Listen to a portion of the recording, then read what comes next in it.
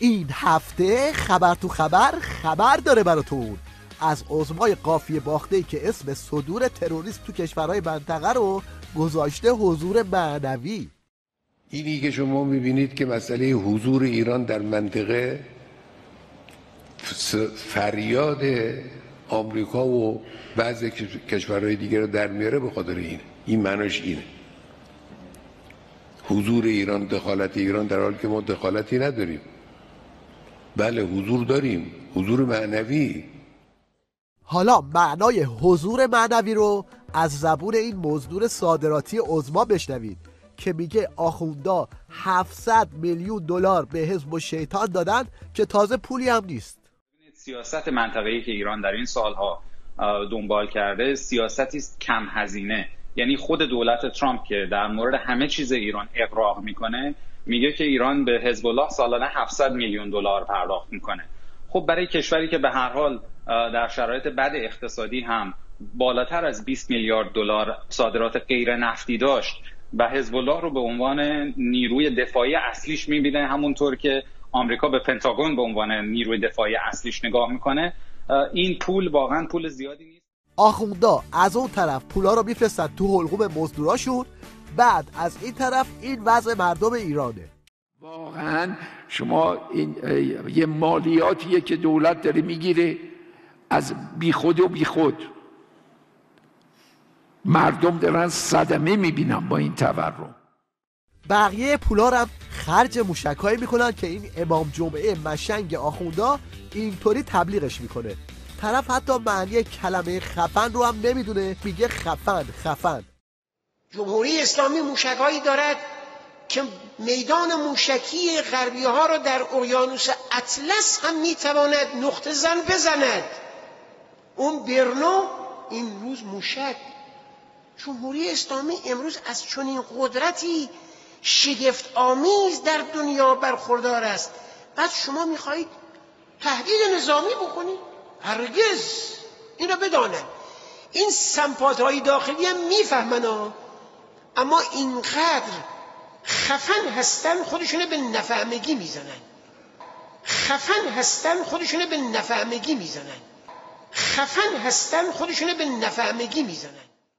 این موشک ها از اونایی که این آخونده میگه خفن تره.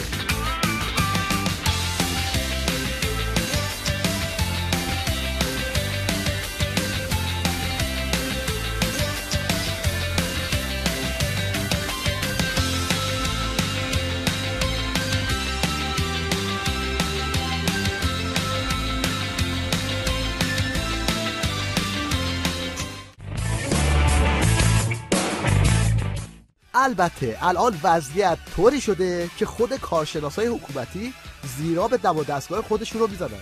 مثلا پنبه قمپوزای عظما رو اینطوری میزنه. بله این تصورات، میخوام از این کلمه استفاده کنم، مالی خولیایی که برخی دارند که بله دیگه دوران آمریکا تمام شد و آمریکا قدرتش از دست بین رفته و فلان و آمریکا دیگه تا چند وقت دیگه دچار زوال خواهد شد و چه بسا فرو خواهد باشید و نمیدونم کالیفرنیا جدا میشه و این تصورات مالی خولیایی به شدت خطرناکه. آمریکا هرگز حتی در آستانه نمیدونم زوال و فروپاشی اینا نیست. اگر ما داریم از مسئله افول صحبت میکنیم، یک مسئله کاملا مشخصه که خود آمریکایی ها، اروپایی ها سالهاست دارن ادبیاتش رو تولید میکنن. ما معترف راهبردی روسیه هستیم، نمیدونم آقای پوتین دلداده رهبر معظم انقلاب. این حرفا واقعا خسارت محض.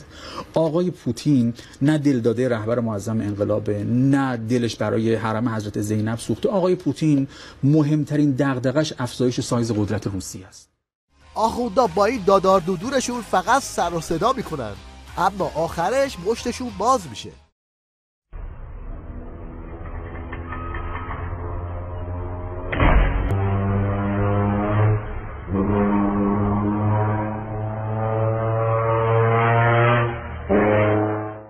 حکایت شور تو نظام ولایت داره بیخ پیدا میکنه.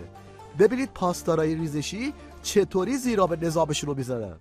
در جامعه‌ای که نگرانی و خوف و ترس وجود داره اسلامی نیست. دانشجو رو که نباید زندان برد به هیچ وجه. خانم رو که نباید زندانی کرد. دختر رو که نباید دستگیر کرد. پس کسانی که الان حکومت میکنن حواسشون باشه خانم‌ها خیلی مهمن. اگه خانم‌ها مخالف بشن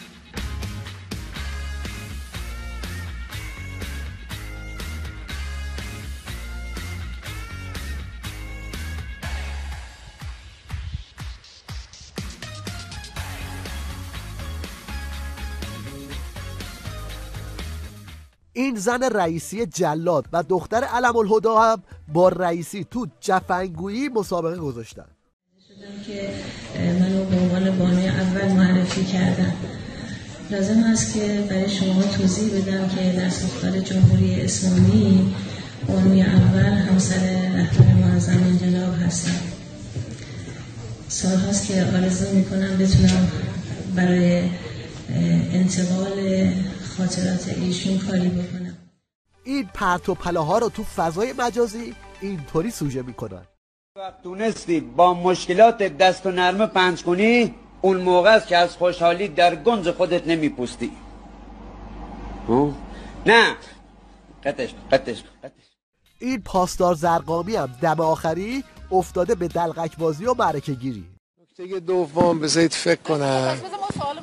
نه بذارید فکر کنم. نه الان یادم میاد. اجازه بفرمایید.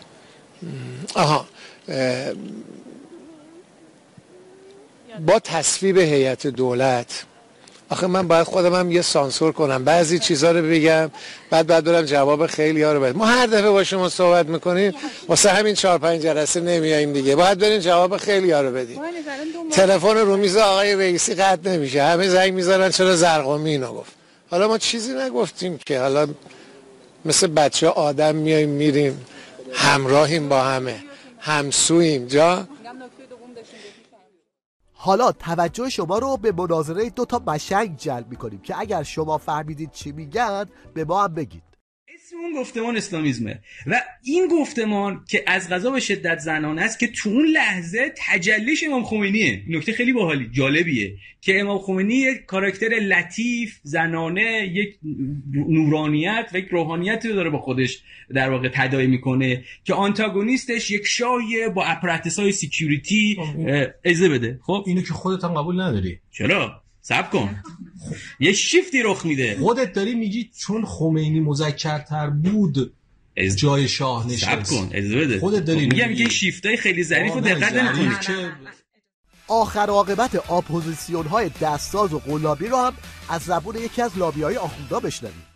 نمیدونم مسیح النجاد، اون آقای نمیدونم اسماعیلیونیه، این پهلویه، اون نازنین بنیادیه، اون حسن علیه، اون حسین علیه، هی اومدن تو خیابون براشون. بعد از 1 سال متوجه شدن تمام اینها بزنسمن و بزنسومن و تاجر خونن، تاجر مردم ایرانن، زندگیشونن، همه چیزشونه. اصلا بنگاه پولسازی این براندازهای به اصطلاح بزرگ و سلبریتی و کوتوله سیاسی شده. دزداب و دغلایی که دارن پول میسازن از خون شما. ما میخواستیم که با یکی از این آدمها بشینیم و صحبت بکنیم. ما وقتی ازشون خواستیم وقت بگیریم بشینیم یه جلسه ای بذاریم، تعدادم مشخص کردیم چند نفر در چه کشوری کجا. آقا ایشون برای اینی که ما سر اون میز شام بشینیم با ایشون صحبت بکنیم هر بشقاب رو 1500 از ما پول میخواستن. بشقاب میفروختن. آخه ایشون میخواد رهبری آینده مملکت من بشه. اسمشو ببر. کی بود؟ نه من بعدا به خودتون میگم. بنده میدونم آقای رضا پهلوی بود. من برات میگم. خداحافظ. این جماعت دنبال موج سواری بودن و بوی کباب شنیده بودن، اما چیزی که دیدن این بود. اشغالم که هزینه داره دیگه. به کبابی بزنیم امروز. به. این هم یک دستاورد جدید در عرصه اقتصاد مقاومتی، قفل ضد سرقت. Nomor berapa? Nomor 2. Sarapannya mana? Para peroro. Apa? Para peroro. Nomor 1 berapa nyaman? Apa? Ya? Keroroni.